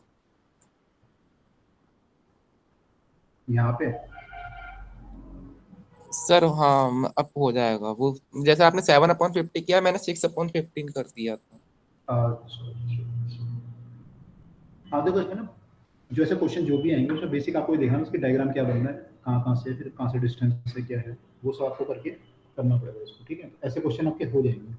फॉर्मूले ध्यान रखना बस, जिसके फॉर्मूले हैं, यहाँ तो खैर हमें जरूरत पड़ी नहीं कुछ ज़्यादा फॉर्मूले की, मैग्नीफिकेशन की जरूरत पड़ी थी बस यहाँ फर्स्ट पार्ट में, तो ये फॉर्मूला ध्यान रखना आप, तो आप इसके क्वेश्चन कर लोगे। ठीक है, और थोड़ा माइनस प्लस का ध्यान रखना, लेंस फॉर्मूला थोड़ा ढंग से लगाना, तो सारे क्वेश्चन इसके हो जाएंगे माइक्रोस्कोप पे। ठीक है, अब हम चलते हैं टेलीस्कोप पे। माइक्रोस्कोप ने देख लिया, हमने समझ लिया क्या क्या चीज़ें होती हैं, ऑब्जेक्टिव से डिस्टेंस, आईपीस से डिस्टेंस, इस पर कंफ्यूज होते हैं बच्चे बस, तो उसको ध्यान से बनाना, हो जाएगा। अब आते हैं माइक्रोस्कोप, सॉरी टेलीस्कोप में। टेलीस्कोप हमें देखनी है, और we are talking about the long range telescope, we know as astronomical telescope. पहले एक और थी सिलेबस में टेरेस्ट्रियल टेलीस्कोप, लेकिन काफ़ी टाइम से हटा देंगे, अब आई थिंक काफ़ी साल हो गए, आई डोंट रिमेम्बर। तो अब है हमारे पास केवल एस्ट्रोनॉमिकल टेलीस्कोप। ये दो टाइप की हैं एक्चुअली, एक रिफ्रैक्टिंग टाइप है और एक रिफ्लेक्टिंग टाइप है। तो रिफ्लेक्टिंग टाइप बाद में देखेंगे, वो इजी है बहुत, उसमें एक ही फॉर्मूला है बस। पहले देखते हैं नॉर्मल जो रिफ्लेक्टिंग टाइप होती है, जिसमें कि हमारे दो दो लेंस होते हैं। तो इसमें भी दो लेंस होंगे, एक ऑब्जेक्टिव होगा, एक आईपीस होगा। इस बार जो आपका ऑब्जेक्टिव है और जो आईपीस, उसकी प्रॉपर्टी क्या होंगी?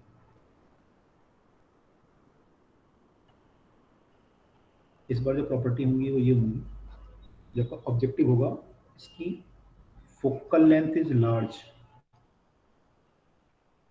And aperture is also large, क्योंकि आपको लार्ज एपरेचर चाहिए। इस बार लाइट आपको गैदर करनी है, तो उसकी एपरेचर लार्ज होती है। आपने देखा टेलीस्कोप का जो आगे वाला शीशा होता है काफी चौड़ा होता है, एपरेचर इज लार्ज। और जो आई लेंस होता है, आई पीस होता है, इसकी फोकल लेंथ इज स्मॉल और एपरेचर इज ऑल्सो स्मॉल। ठीक है, तो ये ध्यान रखना है आपको, ये चीजें माइक्रोस्कोप के लिए भी और टेलीस्कोप के लिए भी। इसमें कई बार क्वेश्चन सीबीएसई में से आता है कि आपको अलग अलग वो दे देगा, एपरेचर दे देगा आपको और पावर दे देगा कि आपका लेंस है 10 डायोप्टर का, 5 डायोप्टर का, 50 डायोप्टर का। अब बताओ कौन सा मैं माइक्रोस्कोप के लिए यूज करूँ, कौन सा टेलीस्कोप के लिए यूज करूँ, टेलीस्कोप के आईपीस के लिए क्या यूज करूँ, माइक्रोस्कोप के आईपीस के लिए क्या यूज करूँ। तो उसके आपको ध्यान रखना पड़ेगा कि एपरेचर इसकी स्मॉल होती है, फोकल लेंथ ये होती है। पिछले वाले केस में अलग था, इस केस में हमारे पास ये होगा। अब इसमें भी क्या होता है आपका, आप उसमें इन दोनों के बीच का डिस्टेंस चेंज कर सकते हो बाय यूजिंग ब्रैकेट-पेनियन अरेंजमेंट, तो वहाँ पे आपका दोबारा ये हो सकता है। अब इस केस में क्या है, आपकी जो रे आ रही है वो इन्फिनिटी से आ रही है, रे आ रही है इन्फिनिटी से। जो पहला लेंस होगा तो ऑब्वियसली अपने फोकस पे ही उनको कन्वर्ट करेगा।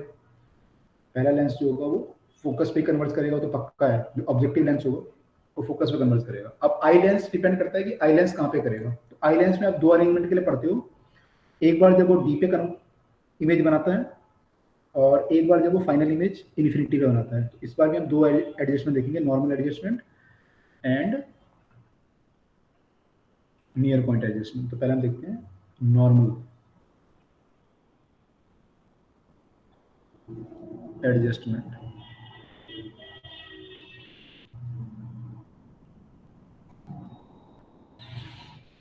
तो यहाँ पे नॉर्मल एडजस्टमेंट क्या होगा, आपका बड़े एपरेचर का और लार्ज फोकल लेंथ का ऑब्जेक्टिव है। इस पे जो रे आ रही है वो इन्फिनिटी से आ रही है, ऐसे। ठीक है, वो ऐसे आ रही है। तो ये जब आएंगी तो ये ऑप्टिक सेंटर से सीधी चली जाएगी रे, ये वाली कहीं कन्वर्ज होंगी और फाइनली जाके इसके फोकस जहाँ पे होगा वहाँ पे ये कन्वर्ज हो जाएंगी, जाके फोकस पे कन्वर्ट हो जाएंगे। तो ये पहली इमेज बनी आपकी, कहाँ पे बनी? फोकस ऑफ द ऑब्जेक्टिव पे, क्योंकि ये ऑब्जेक्टिव था आपका।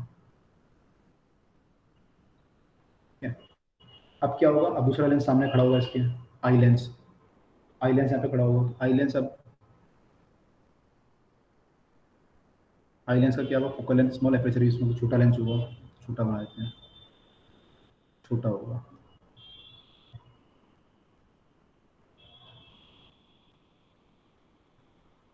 अब आई लेंस आपको क्या करना है, फाइनल इमेज इन्फिनिटी पे बनानी है। तो फाइनल इमेज इन्फिनिटी पे कब बनेगी, जब ये जो इमेज बनी है ये इसके फोकस पे हो, इसके फोकस पे हो, तब जाके ये आपका बनेगा। तो यानी ये जो डिस्टेंस है, अगर यहाँ से यहाँ तक का f0 था, तो इस केस में यहाँ से यहाँ तक का डिस्टेंस जो है वो f of the eyepiece होना चाहिए। अगर ये से आई पीस की फोकल लेंथ के डिस्टेंस पे है तो फाइनल इमेज आपकी इन्फिनिटी बनेगी। तो इस केस में इमेज कैसे बनेगी, पहले तो इमेज ये बनी, अब ये जो लेंस बनाएगा आई लेंस आपका इमेज वो बनाएगा। तो इसमें भी फिर हमको दिखाना पड़ेगा हमको कि रे ऐसे गई। अब इसमें आपको देखो डायग्राम की प्रैक्टिस करनी पड़ेगी। तो जैसे मेरे रे बाहर निकल गई ना, आपकी भी निकल जाएगी पेपर में बाहर, निकल पेपर में प्रैक्टिस करके जाना है इसको, ताकि ये रे बाहर ना निकले, लेंस पे आनी चाहिए।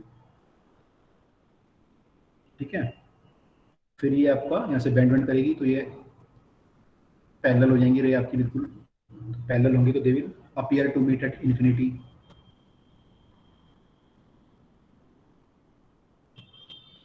क्योंकि ऑब्जेक्ट फिर तो हमें इमेज ही नहीं दिखाई देगी क्यों, जब इमेज इन्फिनिटी पे बनेगी।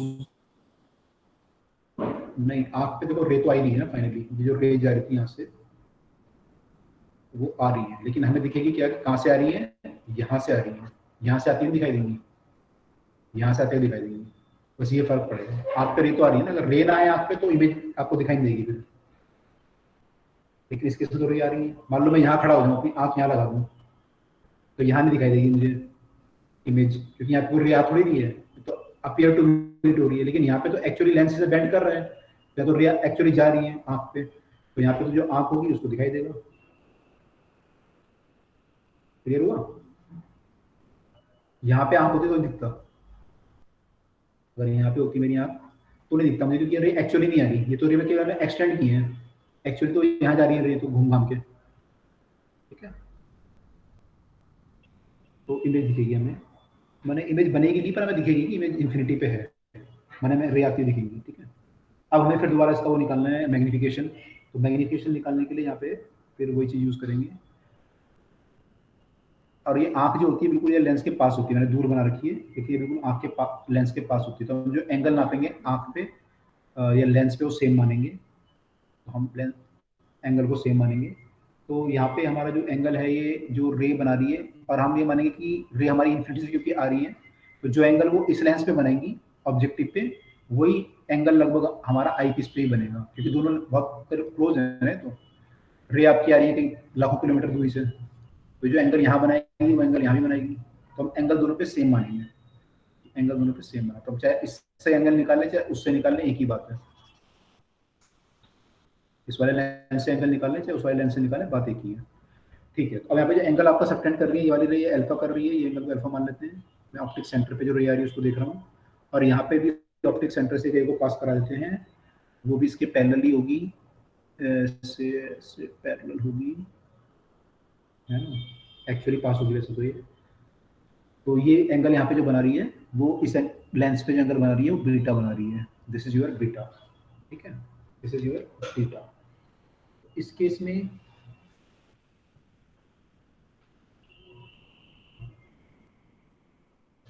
में जो हम मैग्निफिकेशन डिफाइन करते हैं वो करते हैं बीटा बाय अल्फा। आपको भी बीटा बाय अल्फा पहले भी था, लेकिन इस केस में हमने पहले के केस में क्या मान रहे थे कि हमारी जो इमेज बन रही है वो नियर पॉइंट उस पर बन रही है, डिस्टेंस पे। लेकिन यहाँ पे क्या हो रही है, आपका ऑब्जेक्ट भी इन्फिनिटी पे रखा हुआ है इस केस में, और इमेज भी इन्फिनिटी पे रखी हुई है, दोनों को हमने इन्फिनिटी पे मान के उनके एंगल निकाले हैं, और उनके एंगल का रेशो हमने बीटा बाय अल्फा लिया है। तो यहाँ पे दोनों ऑब्जेक्ट और इमेज जो है इन्फिनिटी पे है, तो जो टेलीस्कोप का हम डिफाइन करते हैं एम, वो ऐसा डिफाइन करते हैं। तो ऑब्जेक्ट और इमेज दोनों हमने इन्फिनिटी में मान ली, दोनों को क्या मानते हैं, इन्फिनिटी में। ठीक है, तो बीटा बाय अल्फा है तो बीटा बाय अल्फा निकालना है, तो वही करेंगे, 10 बीटा बाय 10 अल्फा लेंगे, जो हम करते ही हैं, ये आ जाएगा 10 बीटा बाय 10 अल्फा को फिर वही लिखोगे, ट्राइंगल बना लो यहाँ पे। तो 10 अल्फा ये आपकी इमेज है, इसको कुछ मान लो a डैश b डैश मान लो, एक्चुअली तो ऑब्जेक्ट यहाँ पे ही होगा। ठीक है, तो आपका जो बनेगा ये ऑप्टिक सेंटर भी मान लो इनके C1 C2, इसका C1 मान लो, इसका C2 मान लो। तो 10 जब मान लो बीटा लिखता हूँ, तो बीटा ये वाला ट्राइंगल आ गया नीचे वाला, तो मैं क्या लिखूंगा, a dash b dash perpendicular divide by base, base क्या हो जाएगा मेरा b डैश c, और जब मैं यहाँ अल्फा लिखूंगा तो अल्फा में उधर वाला ट्रायंगल आ जाएगा, इस साइड वाला। देखो ये एंगल अल्फा है तो मेरा ये वाला एंगल भी अल्फा होगा। अगर ये वाला एंगल अल्फा होगा तो मैं अगर इस वाले ट्रायंगल को देखूं, इस वाले ट्रायंगल को, तो इस ट्रायंगल में मेरा ये आ जाएगा value perpendicular by base. Perpendicular तो सेम आ रहा है इस बार भी, a dash b dash. Base हमारा हो गया ऑप्टिक सेंटर से डिस्टेंस, वहां से C1 से, यहाँ पे कहाँ से था, C2 से, तो ये हो जाएगा b dash C1।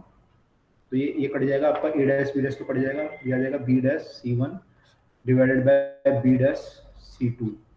This is my value of 10 beta by alpha या फिर मैग्निफिकेशन। ठीक है, अब इसको लेकिन मुझे तो उसकी फॉर्म में लिखना पड़ेगा ना सर, F हो आएगा फिर। हाँ, यहाँ पे जो आएगा फिर b डैश C1 क्या है हमारा, b डैश C1 यहाँ से की दूरी है, F0 है, और ये FE है, तो ये आएगा आपका FO by FE with sign put करेंगे। तो अगर हम विद साइन पुट करें इसको, तो b डैश C2 ये है हमारा। ठीक है, हम इसको लिखेंगे FO, तो कौन सा था हमारा, FO तो ये वाला था। ठीक है, FO तो हमारा ये वाला था, और FE जो होगा हमारा C2B डैश जो है हमारा C2B डैश हमारा जो है यहाँ से यहाँ तक की जो दूरी है C2B डैश, ये नेगेटिव मानेंगे, इसको हम Fe को नेगेटिव मानेंगे कि इसने तो फाइनली इमेज यहाँ पे बनाई, तो आपका F को पॉजिटिव माने ये डिस्टेंस है, एक्चुअली ये इमेज डिस्टेंस और ऑब्जेक्ट डिस्टेंस की बात चल रही है, तो ये इमेज बनी वो FO पे बनी, तो इमेज डिस्टेंस इज पॉजिटिव, इसने बनाया पॉजिटिव लिया। लेकिन यहाँ पे जब आप बात करोगे तो यहाँ पे आप इसको ऑब्जेक्ट डिस्टेंस को नेगेटिव लोगे तो यहाँ पे नेगेटिव लेना पड़ेगा, तो ये F0 bye FO by Fe आता है फाइनल का मैग्नीफिकेशन। तो जो टेलीस्कोप है आपका उसका मैग्नीफिकेशन नेगेटिव आता है, नेगेटिव आने का मतलब इमेज इज इन्वर्टेड, और ये इन्वर्टेड ही बनेगी। मान लो इन्फिनिटी पे ऐसा रखा ऑब्जेक्ट, इसकी इमेज यहाँ बन गई इन्फिनिटी पे इन्वर्टेड, तो ये इन्वर्टेड इमेज बनेगी इस केस में। तो इस केस में जो इमेज बनती है वो इन्वर्टेड होती है और वर्चुअल होती है ऑब्वियसली। और जो लेंथ ऑफ द टेलीस्कोप आएगी इस केस में, अगर आप देखोगे यहाँ से F0 और Fe को जोड़ोगे तो पूरे लेंस का डिस्टेंस ही आगे दोनों के बीच का, length of the telescope will be F0 plus Fe, तो आपका ये भी निकल के आ रहा है यहाँ से। This all we have done for the normal adjustment, अभी ये नॉर्मल एडजस्टमेंट है, ठीक है। अब दूसरा केस देखते हैं, अगर हम ट्राई करें कि नियर पॉइंट एडजस्टमेंट हो, लीस्ट डिस्टेंस ऑफ विजन पे हो, तो सेकंड केस हो सकता है नियर पॉइंट एडजस्टमेंट या फिर final image at least distance of vision.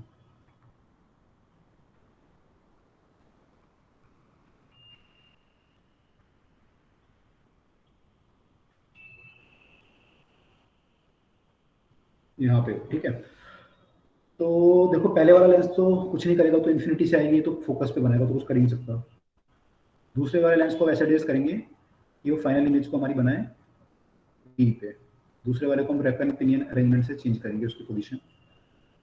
पढ़ते हैं, तो आपकी पहले ये रे आई, ये रे आई और ये रे आई,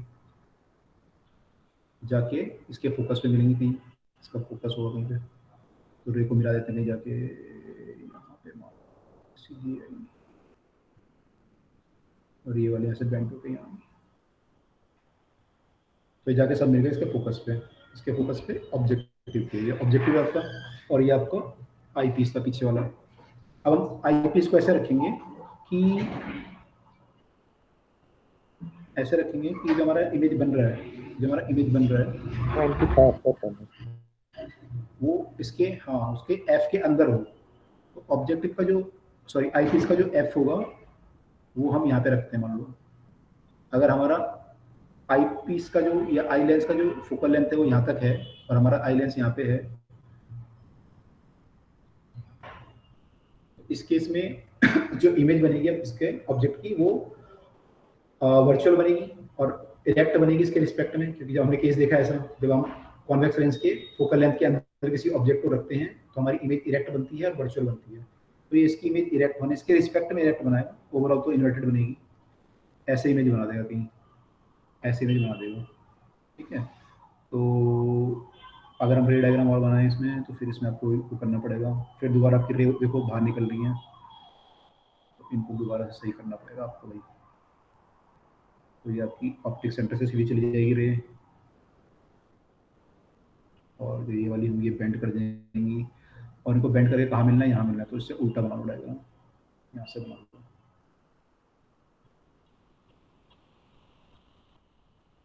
तो रे जाके ऐसे बेंड होकर यहाँ से बेंड होगी, फिर इसको यहाँ मिलाना है आपको, तो ये आप ऐसे मान लो कि बेंड होकर यहाँ चली जाएंगी,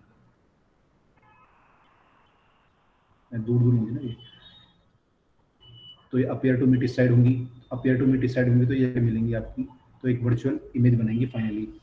तो ये A double dash B double dash बनेगी फाइनली इमेज आपकी, ठीक है। और ये आपका A डैश B डैश मान लो, तो अब एंगल अल्फा बीटा लोगे, C1 C2 करोगे, वही करना पड़ेगा सब कुछ, ये C1 है, ये C2 है, ये एंगल बीटा है, ये एंगल अल्फा है, ये A डैश B डैश है,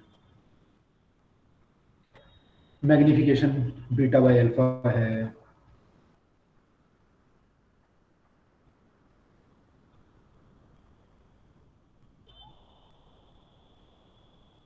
ठीक है।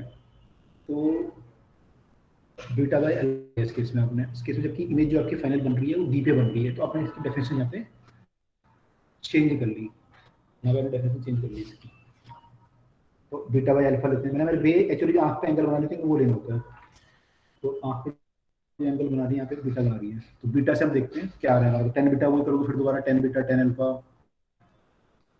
फिर वही ट्रायंगल लोगे, 10 बीटा वाला ट्रायंगल ले लो, तो ए डैश बी डैश आ जाएगा, अपॉन में C2 बी डैश आ जाएगा, 10 अल्फा का ट्रायंगल लोगे तो ए डैश बी डैश आ जाएगा, अपॉन में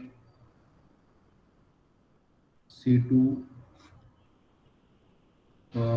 कौन सा हमारा अल्फा एंगल है, तो C1 से आएगा इस बार, C1 और B डैश तक का डिस्टेंस, ए डैश ये सब पड़ जाएंगे आपके, और आपका जो फाइनली आएगा वो m आ जाएगा C1 B dash divide by C2 B dash.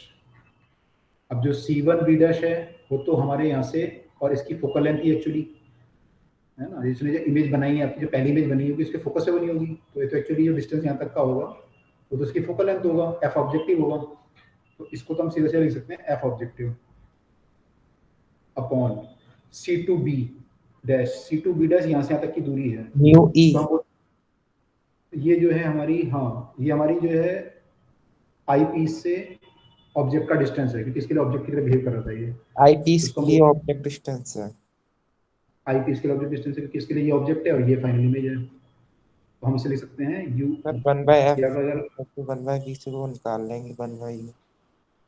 आप 1/b और 1/u वाला यूज कर लो फॉर्मूला, 1/v माइनस 1/u, तो वहाँ से आ जाएगा आपका formula. With sign convention put करोगे, विद साइन कन्वेंशन पुट करोगे तो आपका जो मैग्निफिकेशन आएगा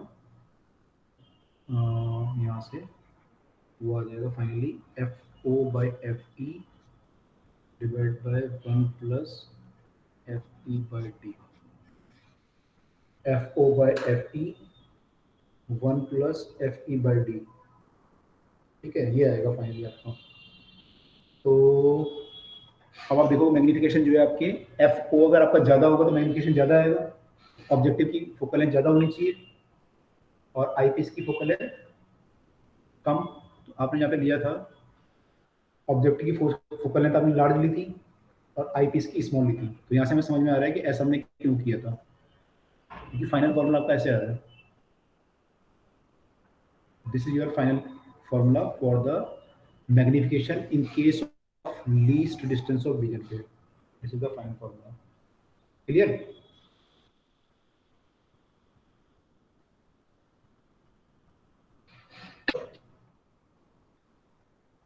ठीक है, तो आज इतना ही पढ़ते हैं क्योंकि थोड़ा सा ज़्यादा कॉम्प्लेक्स है चीज़ें, एक बार आप ड्राइव करके देख लें चीज़ों को, फिर हमारा जो बचा है ओके इसके सर, क्वेश्चन है इसके, हाँ ओके बाय, 2-3 क्वेश्चन कर लेंगे कल, और एक रिफ्लेक्टिंग टाइप जो टेलीस्कोप होती है वो देख लेंगे, बहुत इजी है, उसका एक ही फॉर्मूला है, डेरिवेशन नहीं है उसका, वो देख लेंगे और ये कर लेंगे। तो आप एक बार ट्राई करना, आप लोग सब ये जो हमने डेरिवेशन किए हैं आज इनको एक बार करने की कोशिश करना। कंपाउंड इनफैक्ट यहाँ से स्टार्ट करना, सिंपल माइक्रोस्कोप पहले, फिर कंपाउंड माइक्रोस्कोप हमने की, फिर हमने नियर पॉइंट और दोनों केस के लिए किया है ना, नियर पॉइंट एडजस्टमेंट और नॉर्मल एडजस्टमेंट के लिए, तो ये ड्राइव करने की कोशिश करना, और फिर जो हमने टेलीस्कोप किया इसके दोनों केस किए, इसके लिए ड्राइव करने की कोशिश करना। ठीक है, इतना जब आप लोग कर लोगे तो आप फिर आप जो है क्वेश्चंस वगैरह कर सकते हो कल, तो कल हम क्वेश्चन करेंगे इसके, और फिर ये पढ़ के फिर हम मूव करेंगे अपने अगले टॉपिक वेव ऑप्टिक्स पे, तो वेव ऑप्टिक्स में हमारा यंग डबल स्लिट एक्सपेरिमेंट से स्टार्ट करेंगे फिर, ठीक है, तो इसको करके आइएगा जनाब, and tomorrow we will continue from here, ठीक है, okay, see you tomorrow, till then take care and bye.